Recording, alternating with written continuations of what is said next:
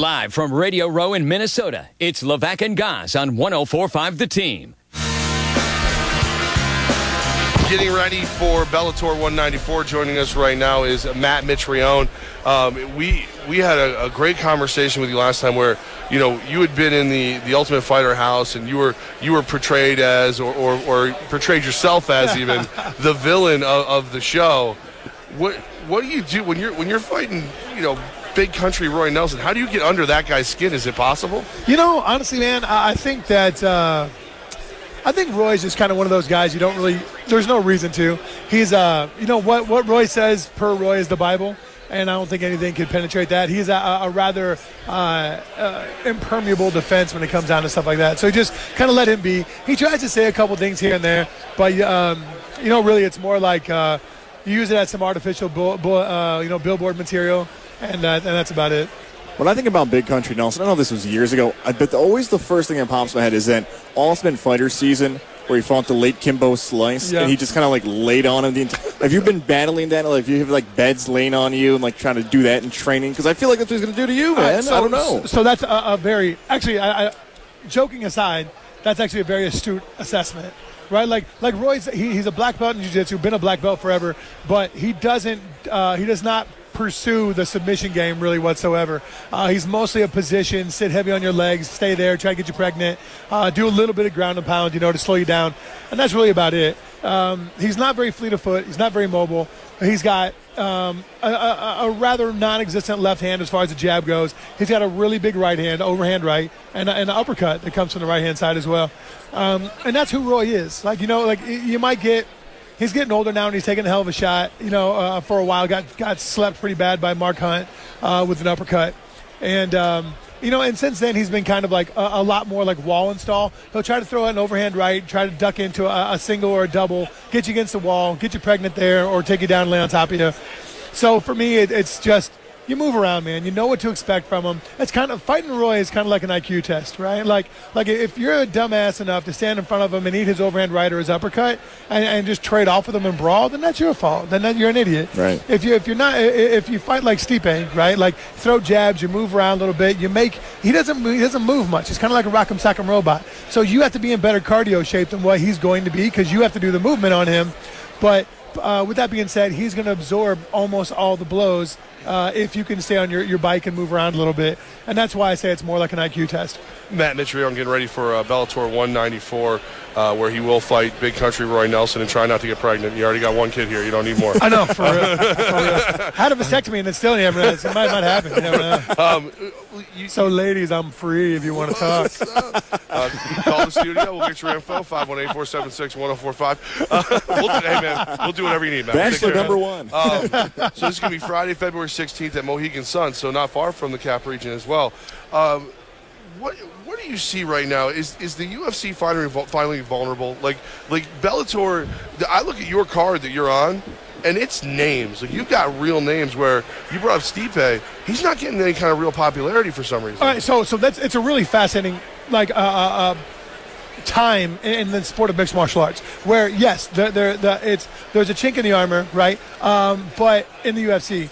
But really, it's been forever that the emperor is wearing no clothes. It's been forever, but you can't ever say it out loud, right? And then people started talking about money probably about 2 or 3 years ago. When I started talking about money, it was like, well, wait a minute, like, well, I want this fight. I want this. Or I deserve this much money because of this, this, and this. And then people started talking about it out loud. And then when they took away our sponsorship money, then people started even talking even louder about it, right? Because for like a long time, people didn't address the money issue that we fight, like our fight purses, because we had sponsor money. And typically sponsor money, if you have any type of personality or you've marketed yourself well, then your sponsor money is typically 2 to 3 to 7 times what your fight purse is. So if your fight purse is valuable, then that's great, but you're going to make a hell of a lot more money on the sponsorship aspect. But then once they took the sponsorship out and put Reebok in, well, now you weren't fighting for your fight purse anymore. But now you're stuck. I'm only getting 10 G's instead of 75 G's. And so now the fight purse is so much more relevant. And they did that because people were making enough money where they could just kind of sit out. And if they got injured, they didn't have to fight injured, right? They didn't have to take the fight all the time. So if they eliminate the superfluous monies or the exogenous monies and only go with the money they have that they pay us, well, now we have to go because we don't have enough money to sit back and be like, hey, you know what? I can chill here and get healthy.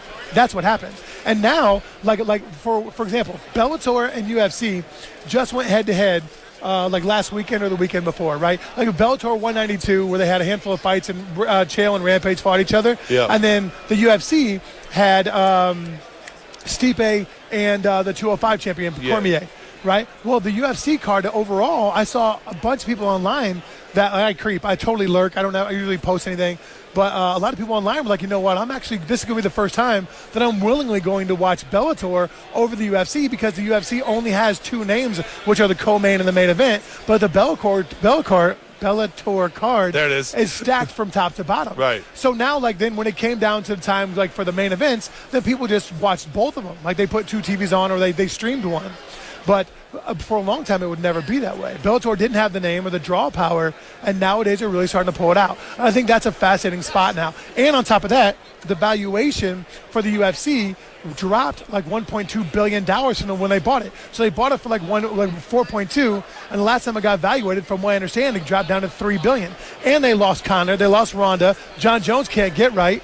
So so they lost all these mega draws they had, and they're not even pushing Stipe. Yeah, how is Why that? do you not push Stipe? Right, he's awesome. But they want to push Francis Ngannou because he looks like a Greek god, right? But Stipe's just an all-around badass. But he's a humble dude. He lives in the Midwest. He's a firefighter, so he's almost like a part-time gig. Yeah, you and Stipe remind me of each other. Stipe's a great dude, man. Well, I tell guys this all the time. Like, if the Saturday night main event isn't happening, I feel like Stipe Miocic and Matt Mitrione are still fighting somewhere, probably a bar or whatever. Yeah. You know what I mean? Like, because it's just you enjoy it. You want to. That's what he reminds me of. And I was like, as a regular guy, give me him. Yeah. Well, also that's the reason that people like Roy as well. Roy Nelson, the guy I'm fighting. It's because like he's a fat body, bad beard, rocks a mullet, like doesn't try to be what he's not. He's like, you know what? If I'm going to look like a Tebagoo, I might as well be the fullest Tebagoo I can be, and that's what he's going to be, and that's why the everyman likes him so much. Right? He gets in there, he does some scrapping, he wins some, he loses some, and nobody gets in there and he busts his ass. It's a friendly Tank Abbott. That's exactly what it is. That's very good there. Yeah. I look at Bellator.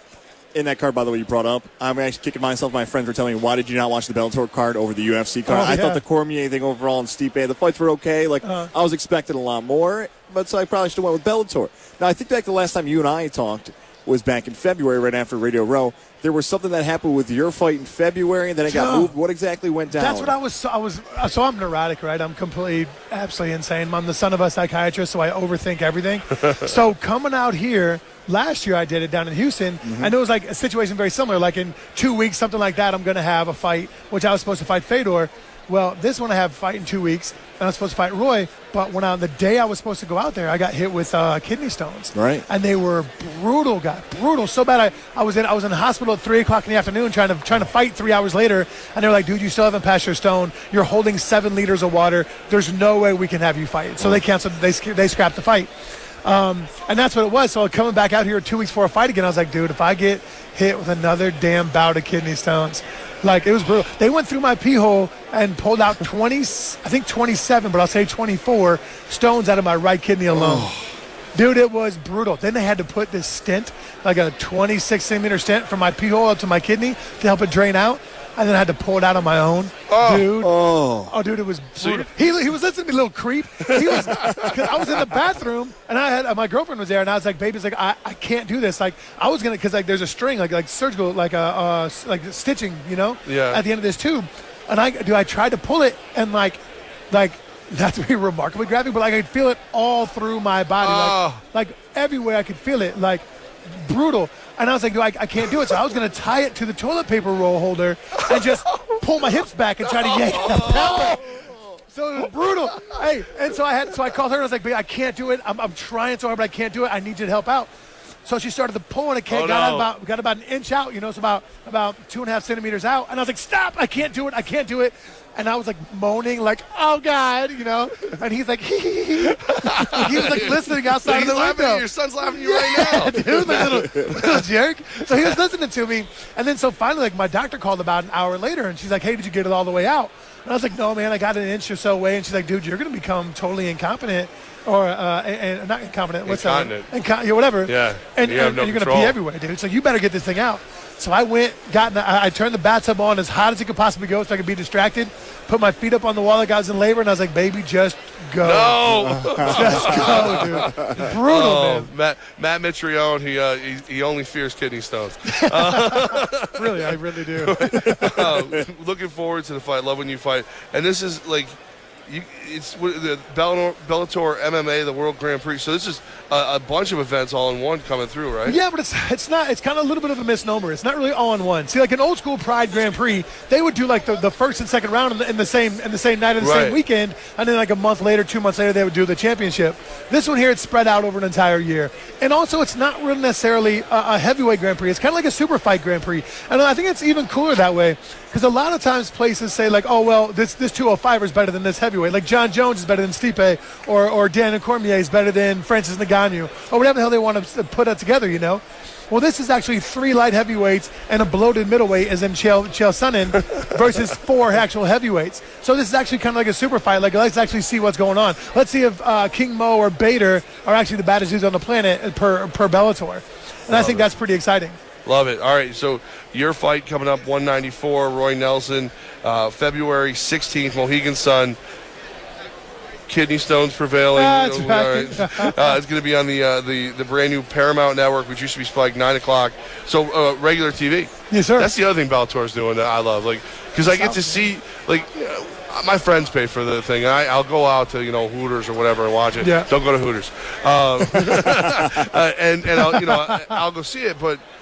This has been more fun to check you guys out, and the fights, I think for the first time in the last maybe 2-3 years, now the Bellator fights are living up to the billing. Yes. And that's fun to watch. You know what's interesting you say that is that living up to the billing, yes, and also living up to the spectacle that they make it. Like the walkouts, the pyrometrics. Pyrotechnics. There I got you. I'm killing myself today. Yeah, pyrotechnics, like the screens, the walkout, the ramp, the whole embodies a show versus like a walkout with the UFC. UFC walkout was dope, and I really enjoy doing it. But I really get down on how Bellator does their walkouts and their presentation. Love it. Matt Mitrione, best of luck to you. Thank you so much for joining us. Thanks for helping me out with my vocabulary today. Man, I tell you. Look, we've interviewed fighters before. Your vocabulary is beyond you're what fighters usually do. I've been going 10 hours strong right now. So that's there we go. We did a little partying last night, but after your story, I'm gonna drink a lot of water. Just all the water I can get. Drink it. Best of luck, and hopefully you take out Tub of Goo, Roy Nelson. as a fellow Tub of Goo, I give you permission to beat him up. We got headlines and more news coming live from Radio Row next.